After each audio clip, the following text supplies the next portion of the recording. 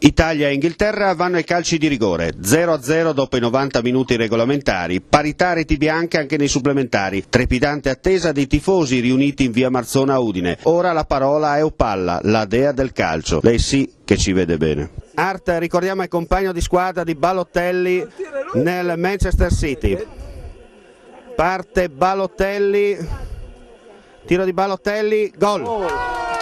C'è Balotelli, c'è 1-0 per l'Italia. Capitano di 1000 battaglie, giocatore del Liverpool. Parte Gerrard. E c'è gol, pareggio dunque di Gerrard dopo la prima serie. Italia 1, Inghilterra 1. Montolivo contro Art, aia. So perché non sta una sensazione. Parte il tiro di Montolivo e infatti, come pregiudicavo, è fuori. Parte il giocatore del Manchester, parte il tiro e gol. E gol. Dunque dopo la seconda serie Italia 1, Inghilterra 2. Parte il tiro di Pirlo ed è gol. Pirlo ha segnato, cucchiaio alla Panenka. Parte il tiro, buffo ed è traversa. Non mi pare che sia rigorista lo Cerino del Milan, ma comunque vediamo. Ed è gol.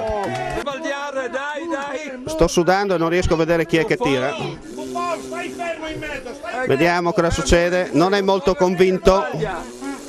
Parte il tiro e ha parato Buffon di rigore. Match ball per gli azzurri, vediamo chi va sul dischetto. Diamanti ed è gol, siamo in semifinale con la Germania. Speri.